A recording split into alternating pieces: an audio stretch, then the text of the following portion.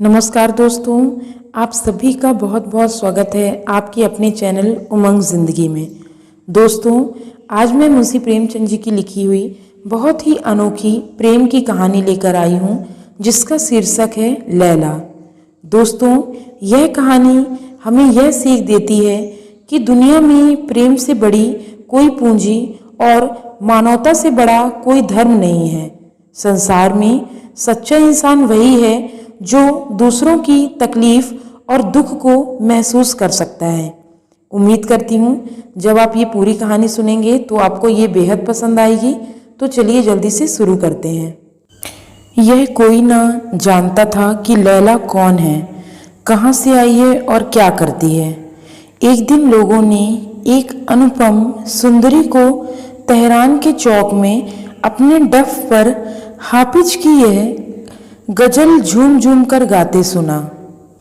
रसीद मुजरा की अयामों गम न ख्वाहद मांद, चुना न मांद चुनी नीज हमना ख्वाहद मांद।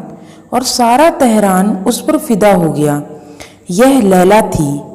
लैला के रूप लालित्य की कल्पना करनी हो तो ऊषा की प्रफुल्ल लालिमा की कल्पना कीजिए। जब नील गगन स्वर्ण प्रकाश से रंजित हो जाता है, बहार की कल्पना कीजिए। जब बाग में रंग रंग के फूल खिलते हैं और बुलबुलें गाती हैं। लैला के स्वर लालित्य की कल्पना करनी हो तो उस घंटी की अनवरत ध्वनि की कल्पना कीजिए जो निशा की निस्तब्धता में ऊँटों की गर्दनों में बजती हुई सुनाई देती है, या उस बांसुरी की ध्वनि की जो मध्याह्न की आलस्यमयी शांति में किसी वृक्ष की छाया में लेटे हुए चरवाहे के मुख से निकलती है। जिस वक्त लैला मस्त होकर गाती थी, उसके मुख पर एक स्वर्गीय आभा झलकने लगती थी। वह काव्य, संगीत, सौरभ और सुषमा की एक मनोहर प्रतिमा थी, जिसके सामने छोटे और बड़े, अमीर और गरीब सभी के सिर झुक जाते थे। सभी मंत्रमुग्ध हो जाते थे, सभी सिर धूमते थे। वह उस आने वाले समय का संदेश सुनाती थी जब देश में संतोष और प्रेम का साम्राज्य होगा, जब द्वंद्व और संग्राम का अंत हो जाएगा। वह राजा को जगाती और कहती, यह विलासिता कब तक, यह ऐश्वर्य भोग कब तक। वह प्रजा की सोई हुई अभिलाषाओं को जगाती, उनकी हृत त्रियों को अपने स्वर से कंपित कर देती। वह उन अमर वीरों की कीर्ति सुनाती जो दीनों की पुकार सुनकर विकल हो जाते थे। उन विदुषियों की महिमा गाती जो कुल मर्यादा पर मर मिट जाती थी। उसकी अनुरक्त ध्वनि सुनकर लोग दिलों को थाम लेते थे, तड़प जाते थे। सारा तेहरान लैला पर फिदा था। दलितों के लिए वह आज्ञा आशा का दीपक थी, रसिकों के लिए जन्नत की हूर, धनियों के लिए आत्मा की जागृति और सत्ताधारियों के लिए दया और धर्म का संदेश। उसकी भौहों के इशारों पर जनता आग में कूद सकती थी। जैसे चैतन्य जड़ को आकर्षित कर लेता है, उसी भांति लैला ने जनता को आकर्षित कर लिया था। और यह अनुपम सौंदर्य सुधा की भांति पवित्र हिम के समान निष्कलंक और नौ कुसुम की भांति अनित था। उसके लिए प्रेम कटाक्ष, एक भेद भरी मुस्कान, एक रसीली अदा पर क्या न हो जाता। कंचन के पर्वत खड़े हो जाते, ऐश्वर्य उपासना करता, रियासतें पैर की धूल चाटती, कवि कट जाते, विद्वान घुटने टेकते। लेकिन लैला किसी की ओर आंख उठाकर भी न देखती थी। वह एक वृक्ष की छाया में रहती, भिक्षा मांगकर खाती और अपनी हृदय भाणी के राग अल्पाती थी। वह कवि की सुक्ति की भांति केवल आनंद और प्रकाश की वस्तु थी, भोग की नहीं। वह ऋषियों के आशीर्वाद की प्रतिमा थी, कल्याण में डूबी हुई, शांति में रंगी हुई। कोई उसे स्पर्श न कर सकता था, उसे मोल न ले सकता था।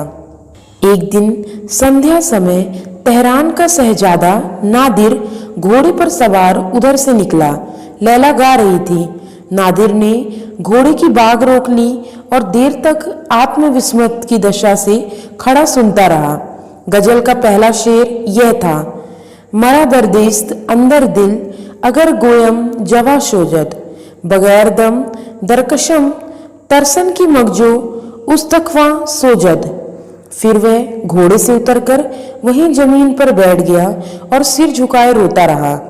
तब वह उठा और लैला के पास जाकर उसके कदमों पर सिर रख दिया। लोग अदब से इधर उधर हट गए। लैला ने पूछा, तुम कौन हो? नादिर, तुम्हारा गुलाम। लैला, मुझसे क्या चाहते हो? नादिर, आपकी खिदमत करने का हुक्म। मेरे झोपड़े को अपने कदमों से रोशन कीजिए। लैला, यह मेरी आदत नहीं। शहजादा फिर वहीं बैठ गया और लैला फिर गाने लगी, लेकिन गला थर्राने लगा मानो वीणा का कोई तार टूट गया हो। उसने नादिर की ओर करुण नेत्रों से देखकर कहा, तुम यहाँ मत बैठो। कई आदमियों ने कहा, लैला, हमारे हुजूर शहजादा नादिर हैं। लैला बेपरवाही से बोली, बड़ी खुशी की बात है, लेकिन यहाँ शहजादों का क्या काम? उनके लिए महल है, महफिलें हैं और शराब के दौर हैं। मैं उनके लिए गाती हूँ जिनके दिलों में दर्द है, उनके लिए नहीं जिनके दिलों में शौक है। शहजादा ने उन्मत्त भाव से कहा, लैला, तुम्हारी एक तान पर अपना सब कुछ निसार कर सकता हूँ। मैं शौक का गुलाम था, लेकिन तुमने दर्द का मजा चखा दिया। लैला फिर गाने लगी, लेकिन आवाज काबू में न थी, मानो वह उसका गला ही न था।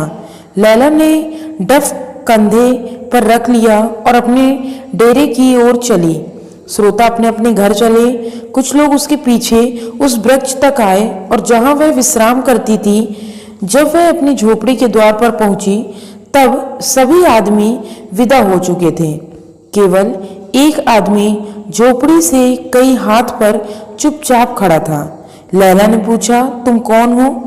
नादिर ने कहा, तुम्हारा गुलाम नादिर। लैला, तुम्हें मालूम नहीं कि मैं अपने अमन के गोशे में किसी को नहीं आने देती? नादिर, यह तो देख ही रहा हूं। लैला, फिर क्यों बैठे हो? नादिर, उम्मीद दामन पकड़े हुए। लैला ने कुछ देर के बाद फिर पूछा, कुछ खाकर आए हो? नादिर, अब तो न भूख है न प्यास। लैला, आओ, आज तुम्हें गरीबों का खाना खिलाऊं, इसका मजा भी चख लो। नादिर इनकार न कर सका। आज उसे बाजरे की रोटियों में अभूतपूर्व स्वाद मिला। वह सोच रहा था कि विश्व के इस विशाल भवन में कितना आनंद है। उसे अपनी आत्मा में विकास का अनुभव हो रहा था।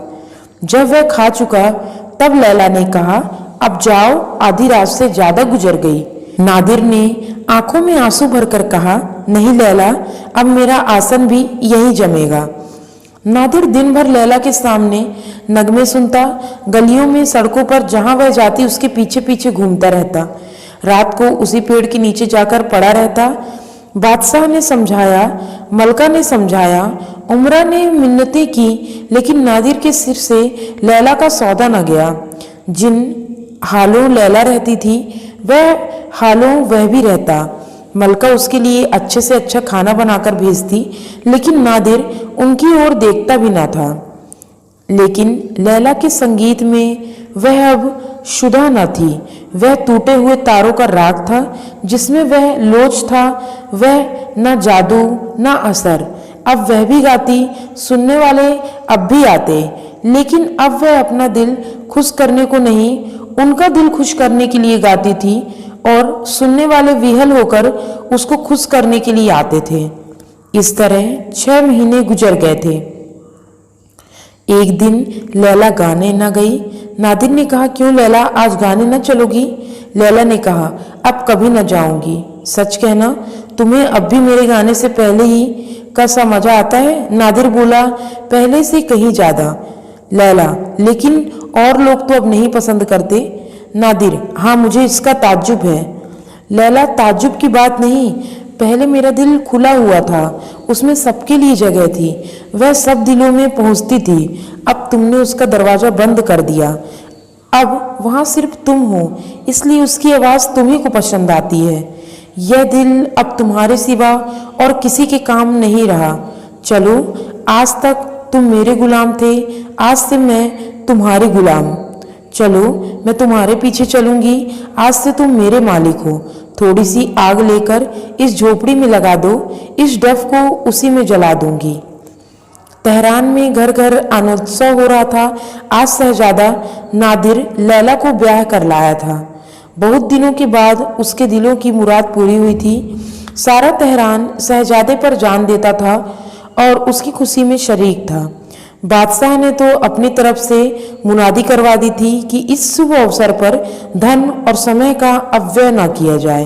केवल लोग मस्जिदों में जमा होकर खुदा से दुआ मांगे कि वर और वधू चिरंजीवी हों और सुख से रहें।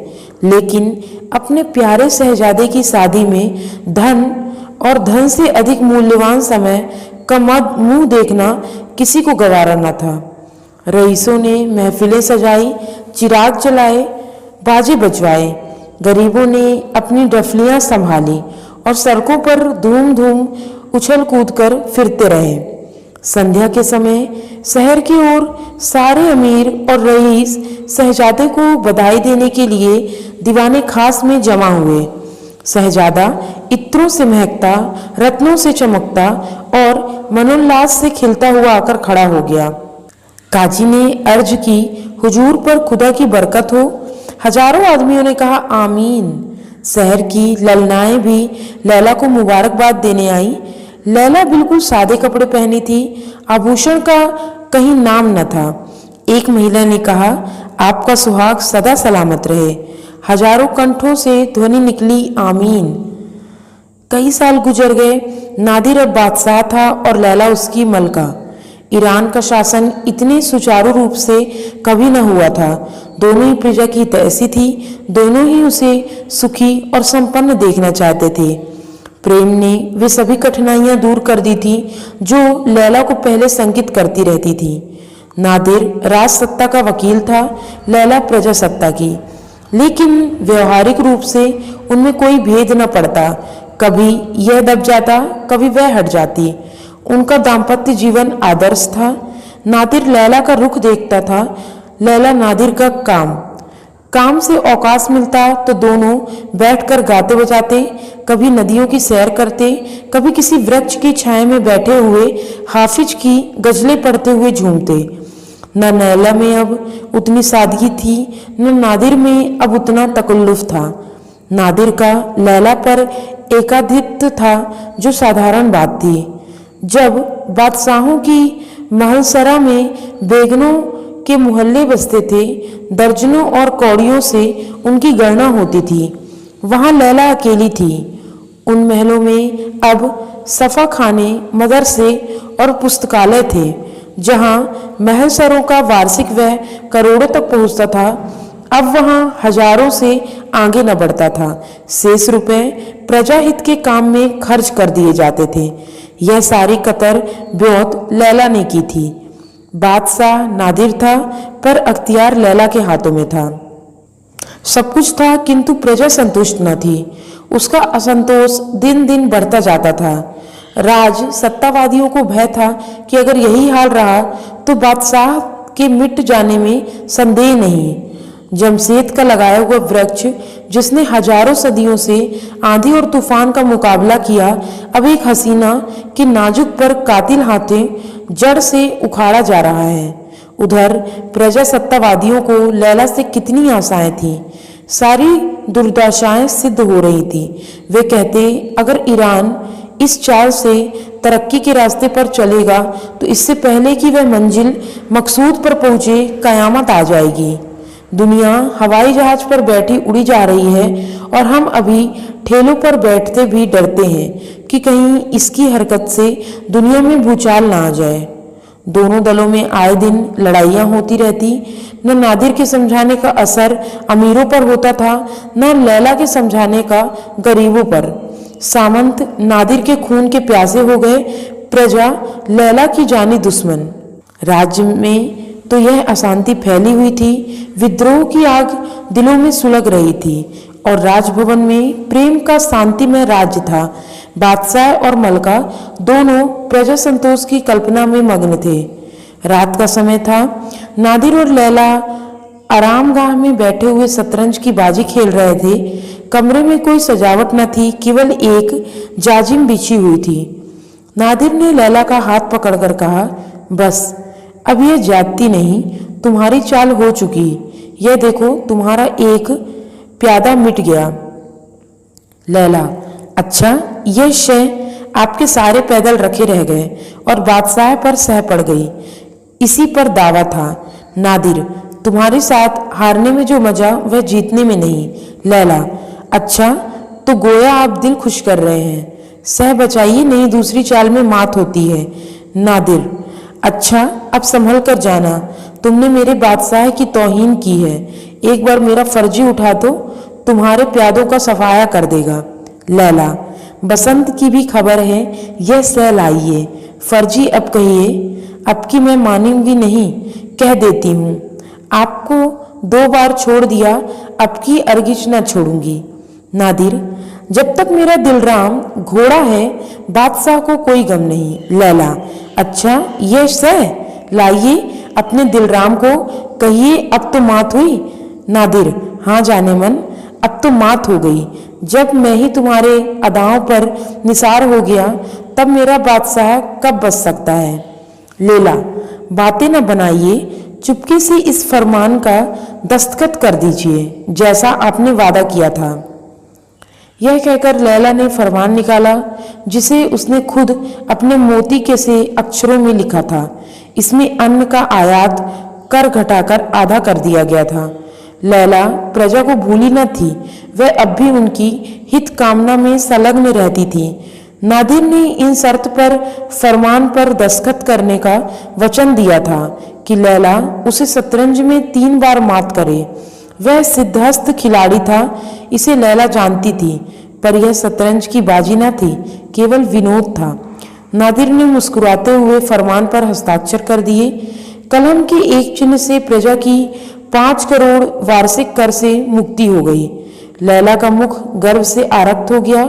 जो काम बरसों से आंदोलन से ना हो सकता था, वह प्रेम कटाक्षों से कुछ ही दिनों में पूरा हो गया। यह सोचकर वह फूले न समाती थी कि जिस वक्त यह फरमान सरकारी पत्रों में प्रकाशित हो जाएगा और व्यवस्थापिका के लोगों को इसके दर्शन होंगे, उस वक्त प्रजावादियों को कितना आनंद होगा। लोग मेरा यश गाएंगे और मुझे आशीर्वाद देंगे। नादिर प्रेम मुग्ध होकर उसके चंद्रमुख की ओर देख रहा था और मानो उसका वश होता तो सौंदर्य की इस प्रतिमा को हृदय में बैठा लेता। सहसा राजभवन के द्वार पर शोर मचने लगा।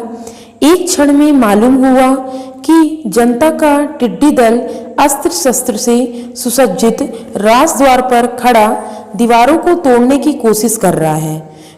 प्रतिक्षण शोर बढ़ता जा रहा था और ऐसी आशंका होती थी कि क्रोधोन्नत जनता द्वारों को तोड़कर भीतर घुस जाएगी। फिर ऐसा मालूम हुआ कि कुछ लोग सीढ़ियां लगाकर दीवार पर चढ़ रहे हैं। लैला लज्जा और ग्लानि से सिर झुकाए खड़ी थी। उसके मुख से एक शब्द भी न निकलता था। क्या यही वह जनता है जिनके कष्टों की कथा कहते हुए उसकी वाणी उन्मत्त हो जाती थी? यही वह अशक्त, दलित, शुद्ध, पीड़ित, अत्याचार की वेदना से तड़पती हुई जनता है जिस पर वह अपने आप को अर्पण कर चुकी थी। नादिर भी मौन खड़ा था, लेकिन लज्जा से नहीं, क्रोध से। उसका मुख तमतमा उठा था, आंखों से चिंगारियां निकल रही थी। बार बार ओंठ चबाता और तलवार के कब्जे पर हाथ रखकर रह जाता। वह बार बार लैला की ओर संतप्त नेत्रों से देखता। जरा से इशारे की देर थी, उसका हुक्म पाते ही उसकी सेना इस विद्रोही दल को यूं भगा देगी जैसे आंधी पत्तों को उड़ा देती है। पर लैला से आंखें न मिलती थी। आखिर वह अधीर होकर बोला, लैला, मैं राजसेना को बुलाना चाहता हूँ, क्या कहती हो? लैला ने दीनतापूर्ण नेत्रों से देखकर कहा, जरा ठहर जाइए, पहले इन लोगों से पूछिए कि चाहते क्या हैं। यह आदेश पाते ही नादिर छत पर चढ़ गया। लैला भी उसके पीछे पीछे ऊपर पहुंची। दोनों अब जनता के सम्मुख आकर खड़े हो गए। मसालों के प्रकाश में लोगों ने इन दोनों को छत पर खड़े देखा। मानो आकाश से देवता उतर आए हों। सहस्त्र कंठों से ध्वनि निकली, वह खड़ी है, वह खड़ी है लैला, वह खड़ी है। यह वह जनता थी जो लैला के मधुर संगीत पर मस्त हो जाया करती थी। नादिर ने उच्च स्वर में विद्रोहियों को संबोधित किया। ए ईरान की बदनसीब रियाया, तुमने शाही महल को क्यों घेर रखा है? क्यों बगावत का झंडा खड़ा किया है? क्या तुमको मेरा और अपने खुदा का बिल्कुल खौफ नहीं? क्या तुम नहीं जानते कि मैं अपनी आंखों के एक इशारे से तुम्हारी हस्ती खाक में मिला सकता हूँ? मैं तुम्हें हुक्म देता हूँ कि एक लम्हे के अंदर यहाँ से चले जाओ, वरना कलामे पाक की कसम है मैं तुम्हें खून की नदी बहा दूंगा।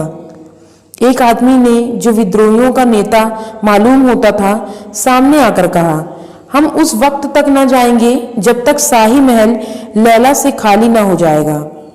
नादिर ने बिगड़कर कहा, ओ नासुकरों, खुदा से डरो। तुम्हें अपनी मलका की शान में ऐसी बेअदबी करने पर शर्म नहीं आती? जब से लैला तुम्हारी मलिका हुई है, उसने तुम्हारे साथ कितनी रियायतें की, क्या उन्हें तुम बिल्कुल भूल गए?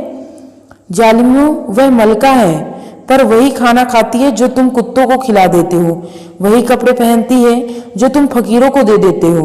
आकर महल सरा में देखो, तुम इसे अपने झोपड़ों की तरह तकल्लुफ और सजावटों से खाली पाओगे। लैला तुम्हारी मलका होकर भी फकीरी की जिंदगी बसर करती है, तुम्हारी खिदमत में हमेशा मस्त रहती है। तुम्हें उसके कदमों की खाक माथे पर लगानी चाहिए, आंखों का सुरमा बनाना चाहिए। ईरान के तख्त पर कभी ऐसी गरीबी पर जान देने वाली, उनके दर्द में शरीक होने वाली, गरीबों पर अपने को निसार करने वाली मलका ने कदम नहीं रखे, और उनकी शान में तुम ऐसी बेहुदा बातें करते हो। अफसोस, मुझे मालूम हो गया है कि तुम जाहिल, इंसानियत से खाली और कमीने हो। तुम इसी काबिल हो कि तुम्हारी गर्दनें कुंद छुरी से काट दी जाए, तुम्हारे पैरों तले रौंदा जाए। नादिर ने बात भी पूरी न कर पाई थी कि विद्रोहियों ने एक स्वर से चिल्लाकर कहा, लैला लैला हमारी दुश्मन है, हम उसे अपनी मलका की सूरत में नहीं देख सकते। नादिर ने जोर से चिल्लाकर कहा, जालिमों, जरा खामोश हो जाओ। यह देखो वह फरमान है जिस पर लैला ने अभी अभी मुझसे जबरदस्ती दस्तखत कराए हैं। आज से गल्ले का महसूल घटाकर आधा कर दिया गया है और तुम्हारे सिर से महसूल का बोझ 5 करोड़ कम हो गया है। हजारों आदमियों ने शोर मचाया। यह महसूल बहुत पहले बिल्कुल माफ हो जाना चाहिए था, हम एक कौड़ी नहीं दे सकते। लैला लैला, हम उसे अपनी मलका की सूरत में नहीं देख सकते। अब बादशाह क्रोध से कांपने लगा। लैला ने सजल नेत्रों से होकर कहा, अगर रियाए की यही मर्जी है कि मैं फिर डब बजा बजा कर गाती फिरूं, तो मुझे कोई उज्र नहीं। मुझे यकीन है मैं अपने गाने से एक बार फिर इनके दिल पर हुकूमत कर सकती हूँ।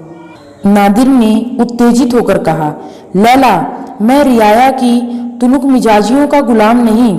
इससे पहले कि मैं तुम्हें अपने पहलू से जुदा करूं, तेहरान की गलियां खून से लाल हो जाएंगी। मैं इन बदमाशों को इनकी सरकत का मजा चखाता हूँ। नादिर ने मीनार पर चढ़कर खतरे का घंटा बजाया। सारे तेहरान में उसकी आवाज गूंज उठी, पर शाही फौज का एक आदमी भी नजर न आया। नादिर ने दोबारा घंटा बजाया। आकाश मंडल उसकी झंकार से कंपित हो गई। तारागण कांप उठे, पर एक भी सैनिक न निकला। नादिर ने तब तीसरी बार घंटा बजाया, पर उसका भी उत्तर केवल एक क्षीण प्रतिध्वनि ध्वनि ने दिया, मानो किसी मरने वाली की अंतिम प्रार्थना के शब्द हों। नादिर ने माथा पीट लिया, समझ गया कि बुरे दिन आ गए।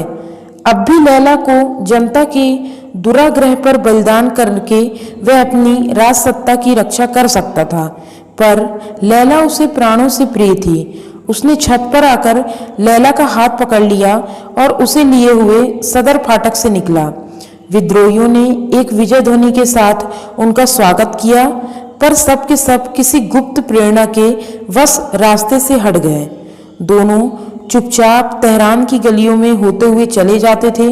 चारों ओर अंधकार था, दुकानें बंद थीं, बाजारों में सन्नाटा छाया हुआ था, कोई घर से बाहर न निकलता। फकीरों ने भी मस्जिदों में पनाह ले ली थी, पर इन दोनों प्राणियों के लिए कोई आश्रय न था। नादिर की कमर में तलवार थी, लैला के हाथ में डफ था। यही उनके विशाल ऐश्वर्य का विलुप्त चिन्ह था। पूरा साल गुजर गया। लैला और नादिर देश विदेश की खाक छानते फिरते थे। समरकंद और बुखारा, बगदाद और हलब, काहिरा और अदय, ये सारे देश उन्होंने छान डाले। लैला की डफ फिर जादू करने लगी। उसकी आवाज़ सुनते ही शहर में हलचल मच जाती, आदमियों का मेला लग जाता, आओ भगत होने लगती। लेकिन ये दोनों यात्री कहीं एक दिन से अधिक न ठहरते थे, न किसी से कुछ मांगते, न किसी के द्वार पर जाते। केवल रूखा सूखा भोजन कर लेते और कभी किसी वृक्ष के, किसी पर्वत की गुफा और कभी किसी सड़क के किनारे रात काट देते थे। संसार के कठोर व्यवहार ने उन्हें विरक्त कर दिया था। उसके प्रलोभन से कोसों दूर भागते थे। उन्हें अनुभव हो गया था कि यहाँ जिसके लिए प्राण अर्पण कर दो वही अपना शत्रु हो जाता है।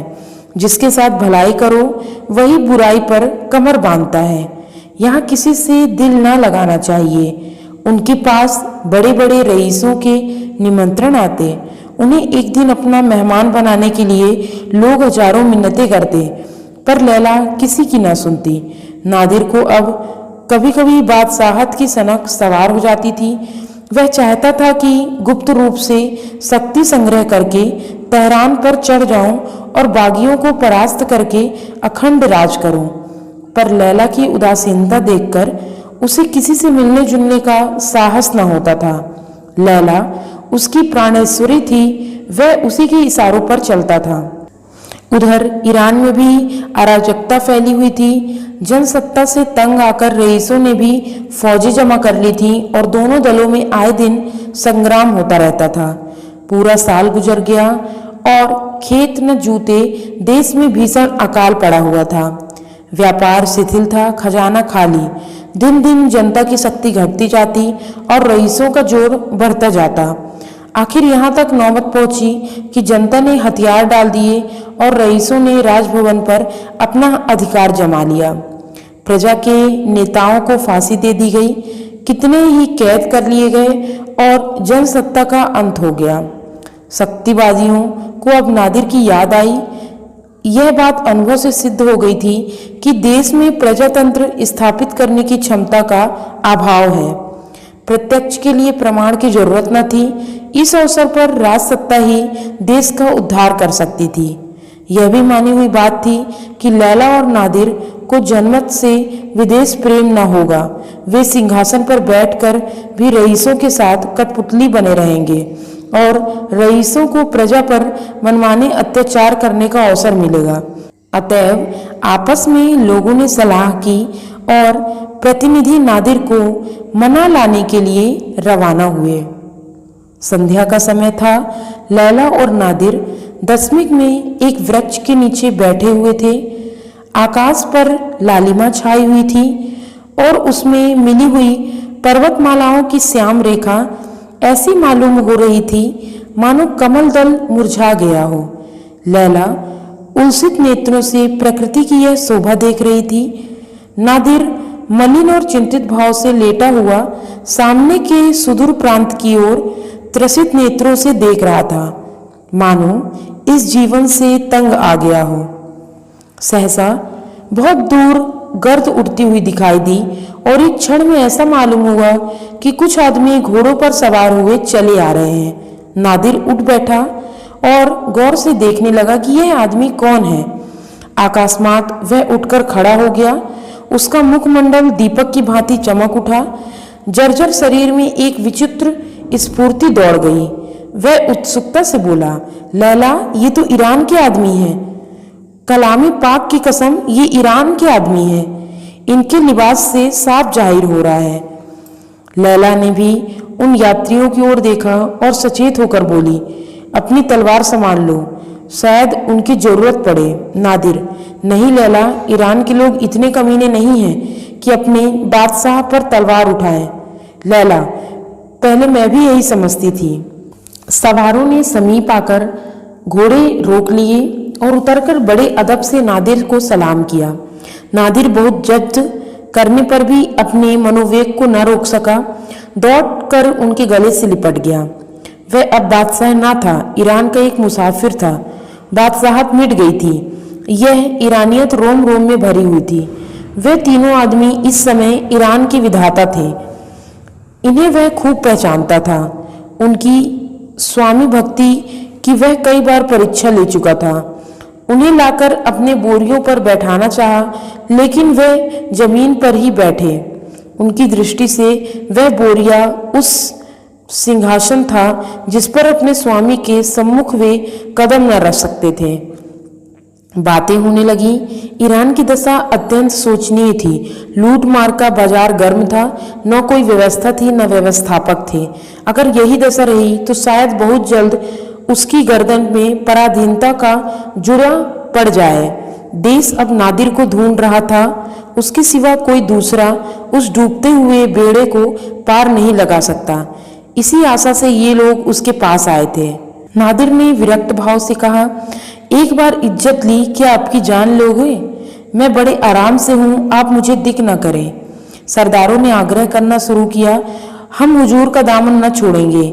यहाँ अपनी गर्दनों पर छुरी फेर कर हुजूर के कदमों पर जान दे देंगे। जिन बदमाशों ने आपको परेशान किया था, अब उनका कहीं निशान भी न रहा। हम लोग उन्हें फिर कभी सिर उठाने न देंगे। सिर्फ हुजूर की आड़ चाहिए। नादिर ने बात काट कर कहा, साहबो, अगर आप मुझे इस इरादे से ईरान का बादशाह बनाना चाहते हैं तो माफ़ कीजिए। मैंने इस सफ़र में रियाया की हालात का गौर से मुलाहजा किया है और इस नतीजे पर पहुंचा हूं कि सभी मुल्कों से उनकी हालत ख़राब है। वे रहम के काबिल हैं। ईरान में मुझे कभी ऐसे मौके न मिले थे। मैं रियाया को अपने दरबारियों की आंखों से देखता था। मुझसे आप लोग यह उम्मीद न रखें कि रियाया को लूटकर आपकी जेब भरूंगा। यह अजब अपनी गर्दन पर नहीं ले सकता। मैं इंसाफ का मिजान बराबर रखूंगा और इसी शर्त पर ईरान चल सकता हूँ। लैला ने मुस्कुराकर कहा, तुम रियाया का कसूर माफ कर सकते हो क्योंकि उसकी तुमने कोई दुश्मनी न थी। उसके दांत तो मुझ पर थे। मैं उसे कैसे माफ कर सकती हूँ? नादिर ने गंभीर भाव से कहा, लैला, मुझे यकीन नहीं आता कि तुम्हारे मुंह से ऐसी बातें सुन रहा हूँ। लोगों ने समझा अभी उन्हें भड़कने की जरूरत ही क्या। ईरान में चलकर देखा जाए, 2-4 मुखबिरों से रियाया के नाम पर ऐसे उपद्रव खड़े करा देंगे कि इनके सारे ख्याल पलट जाएंगे। एक सरदार ने अर्ज की, माजल्लाह, हुजूर यह क्या फरमाते हैं? क्या हम इतने नादान हैं कि हुजूर को इंसाफ के रास्ते से हटाना चाहेंगे? इंसाफ की बादशाहत का जौहर है और हमारी दिली आरजू है कि आपका इंसाफ नौसेरवा को भी शर्मिंदा कर दे। हमारी मनसा सिर्फ यह थी कि आइंदा से हम रियाया को कभी ऐसा मौका न देंगे कि वह हुजूर की शान में बेअदबी कर सके। हम अपनी जाने हुजूर पर निसार करने के लिए हाजिर रहेंगे। सहसा ऐसा मालूम हुआ कि सारी प्रकृति संगीतमय हो गई। पर्वत और वृक्ष, तारे और चांद, वायु और जल सभी एक स्वर में गाने लगे। चांदनी की निर्मल छटा में, वायु के नीरव प्रहार में संगीत की तरंगे उठने लगी। लैला अपना डफ बजा बजा कर गा रही थी। आज मालूम हुआ ध्वनि ही सृष्टि का मूल है। पर्वतों पर देवियों निकल निकल कर नाचने लगी। आकाश पर देवता नृत्य करने लगे। संगीत ने एक नया संचार रच डाला। उसी दिन से जबकि प्रजा ने राजभवन के द्वार पर उपद्रव मचाया था और लैला के निर्वासन पर आग्रह किया था, लैला के विचारों में क्रांति हो गई थी। जन्म से ही उसने जनता के साथ सहानुभूति करना सीखा था। वह राज कर्मचारियों को प्रजा पर अत्याचार करते देखती थी और उसका कोमल हृदय तड़प उठता था। तब धन, ऐश्वर्य और विलास से उसे घृणा होने लगती थी, जिसके कारण प्रजा को इतने कष्ट भोगने पड़े। वह अपने में किसी ऐसी शक्ति का आह्वान करना चाहती थी जो आतताइयों के हृदय में दया और प्रजा के हृदय में अभय का संचार करे। उसकी बाल कल्पना उसे एक सिंहासन पर बैठा देती जहां वह अपनी न्याय नीति से संसार में युगांतर उपस्थिति कर देती। कितनी रातें उसने यही स्वप्न देखते काटी। कितनी बार वह अन्यास पीड़ितों के सिरहाने बैठकर रोई थी। लेकिन जब एक दिन ऐसा आया कि इसके स्वर्ण स्वप्न आंशिक रीति से पूरे होने लगे, तब उसे एक नया और कठोर अनुभव हुआ। उसने देखा कि प्रजा इतनी सहनशील, इतनी दीन और इतनी दुर्बल नहीं जितनी वह समझती थी। इसकी अपेक्षा उसमें ओछेपन, अविचार और अशिष्टता की मात्रा कहीं अधिक थी। वह सद्व्यवहार की कद्र करना नहीं जानती, शक्ति पाकर उसका सदुपयोग नहीं कर सकती। उसी दिन से उसका दिल जनता से फिर गया था।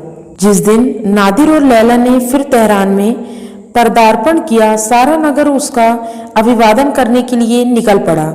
शहर पर आतंक छाया हुआ था। चारों ओर करुण रुदन की ध्वनि सुनाई देती थी। अमीरों के मोहल्ले में श्री लौटती फिरती थी, गरीबों के मोहल्ले में उजड़े हुए थे। उन्हें देखकर कलेजा फटा जा रहा था। नादिर रो पड़ा, लेकिन लैला के होठों पर निष्ठुर निर्दय हास्य अपनी छटा दिखाई दे रही थी। नादिर के सामने अब एक विकट समस्या थी। वह नित्य देखता था कि मैं जो करना चाहता हूँ वह नहीं होता, और जो नहीं करना चाहता वह होता है, और इसका कारण है लैला। पर कुछ कह न सकता। लैला उसके हर एक काम में हस्तक्षेप करती रहती। वह जनता के उपकार और उद्धार के लिए जो विधान करता, लैला उसमें कोई न कोई विघ्न अवश्य डाल देती, और उसे चुप रह जाने के सिवा और कुछ न सूझता। लैला के लिए उसने एक बार राज्य का त्याग कर दिया था। तब आपत्ति काल ने लैला की परीक्षा ली थी। इतने दिनों की विपत्ति में उसे लैला के चरित्र का जो अनुभव प्राप्त हुआ था, वह इतना मनोहर, इतना सरस था कि वह लैला मैं हो गया था।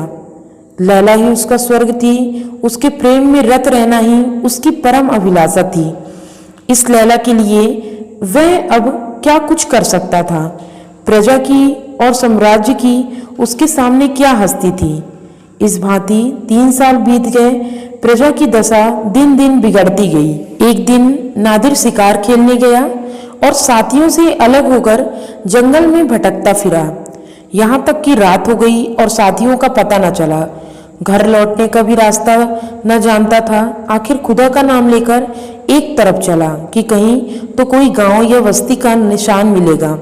वहां रात भर पड़ा रहूंगा, सवेरे लौट जाऊंगा। चलते चलते जंगल के दूसरे सिरे पर उसे एक गांव नजर आया, जिसमें मुश्किलों से 3-4 घर होंगे।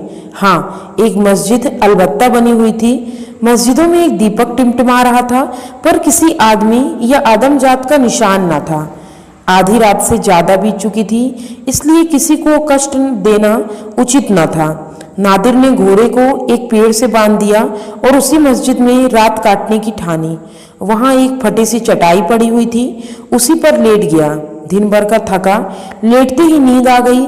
मालूम नहीं वह कितनी देर तक सो रहा, पर किसी की आहट पाकर चौंका तो क्या देखता है कि एक बूढ़ा आदमी बैठा नमाज पढ़ रहा है। नादिर को आश्चर्य हुआ कि इतनी रात गए कौन नमाज पढ़ रहा है। उसे यह खबर न थी कि रात गुजर गई है और यह फजर की नमाज है। वह पड़ा पड़ा देखता रहा। वृद्ध पुरुष ने नमाज अदा की, फिर वह छाती के सामने अंजलि फैलाकर दुआ मांगने लगा। दुआ के शब्द सुनकर नादिर का खून सर्द हो गया। वह दुआ उसके राज्यकाल की ऐसी तीव्र, ऐसी वास्तविक, ऐसी शिक्षाप्रद आलोचना थी जो आज तक किसी ने न की थी। उसे अपने जीवन में अपना अपयश सुनने का अवसर प्राप्त हुआ। वह यह तो जानता था कि मेरा शासन आदर्श नहीं है, लेकिन उसने कभी यह कल्पना न की थी कि विपत्ति इतनी असहाय होगी। दुआ यह थी, ऐ खुदा, तू ही गरीबों का मददगार और बेकसों का सहारा है। तू इस जालिम बादशाह के जुल्म देखता है और तेरा कहर उस पर नहीं गिरता। यह बेदीन काफिर एक हसीन औरत की मोहब्बत में अपने को इतना भुला गया कि न आंखों से देखता, न कानों से सुनता। अगर देखता है तो उसी औरत की आंखों से, सुनता है तो उसी औरत के कानों से। अब यह मुसीबत नहीं सही जाती। या तो तू उस जालिम को जहन्नम पहुंचा दे, या हम बेकसों को दुनिया से उठा ले। ईरान उसके जुल्म से तंग आ गया है और तू ही उसके सिर से इस बला को टाल सकता है।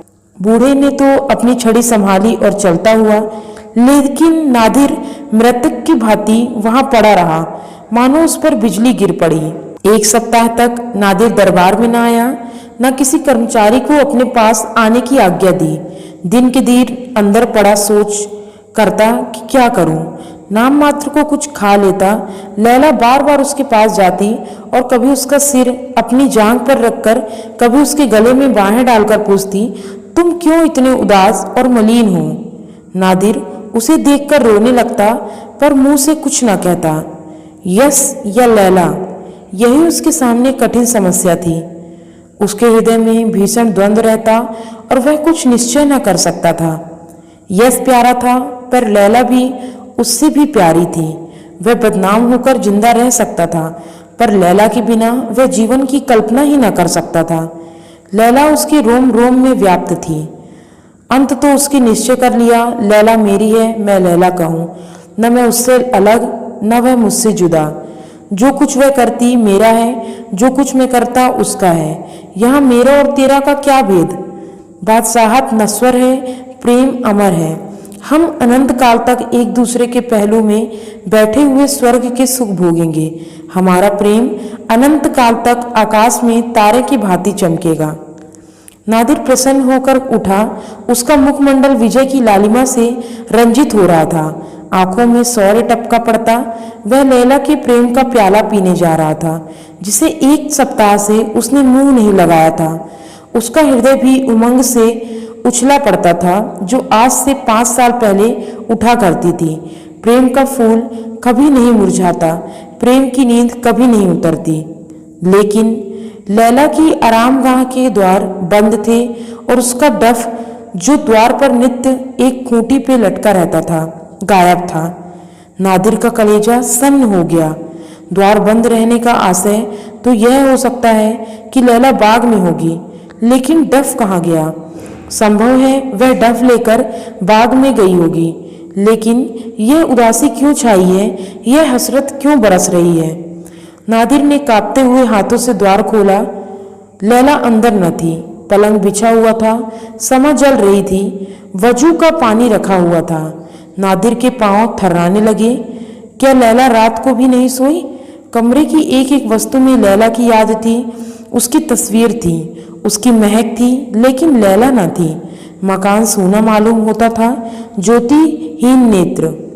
नादिर का दिल भर आया। उसकी हिम्मत न पड़ी कि किसी से कुछ पूछे। हृदय इतना कातर हो गया कि हतबुद्धि की भांति फर्श पर बैठकर बिखल बिखल कर रोने लगा। जब जरा आंसू थमे तब उसने बिस्तर को सूंघा कि शायद लैला की स्पर्श की कुछ गंध आए, लेकिन खस और गुलाब की महक के सिवा और कोई सुगंध न थी। सहसा उसे तकिए के नीचे से बाहर निकला हुआ एक कागज का पुर्जा दिखाई दिया। उसने एक हाथ से कलेजा को संभालकर पुर्जा निकाल लिया और सहमी हुई आंखों से उसे देखा। एक निगाह में सब कुछ मालूम हो गया। वह नादिर की किस्मत का फैसला था। नादिर के मुंह से निकला, हाय लैला, और वह मूर्छित होकर जमीन पर गिर पड़ा। लैला ने पुर्जे में लिखा था, मेरे प्यारे नादिर, तुम्हारी लैला तुमसे जुदा होती है हमेशा के लिए। मेरी तलाश मत करना, तुम मेरा सुराग ना पाओगे। मैं तुम्हारी मोहब्बत की प्यासी थी, तुम्हारी बादशाहत की भूखी नहीं। आज 1 हफ्ते से एक देख रही हूँ, तुम्हारी निगाहें फिरी हुई हैं। तुम मुझसे नहीं बोलते, मेरी तरफ आंख उठाकर नहीं देखते, मुझसे बेजार रहते हो। मैं किन किन अरमानों से तुम्हारे पास जाती हूँ और कितनी मायूस होकर लेटती हूँ, इसका तुम्हें अंदाज नहीं। मैंने इस सजा के लायक कोई काम नहीं किया। मैंने जो कुछ किया तुम्हारी भलाई के ख्याल से। 1 हफ्ता मुझे रोते गुजर गया। मुझे मालूम हो रहा है कि अब मैं तुम्हारी नज़रों से गिर गई, तुम्हारे दिल से निकाल दी गई। हाय, ये 5 साल हमेशा याद रहेंगे, हमेशा तड़पाते रहेंगे। यही डफ लेकर आई थी, वही लेकर जाती हूँ।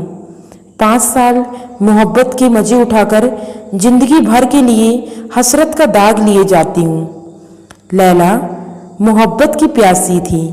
जब मोहब्बत न रही तब लैला क्यों कर रहती रुखसत। उम्मीद करती हूँ दोस्तों आपको यह प्रेम की कहानी बेहद पसंद आई होगी। दोस्तों अगर आप मेरे चैनल पे नए हैं और चैनल को अभी तक सब्सक्राइब नहीं किया तो मैं आपसे निवेदन करती हूँ चैनल को सब्सक्राइब कर लीजिए। कहानी अगर पसंद आई तो दोस्तों के साथ शेयर करिए और कमेंट बॉक्स में मुझे बताइए कि आपको यह कहानी कैसी लगी। मिलती हूँ अगली कहानी में, तब तक के लिए जय हिंद, वंदे मातरम।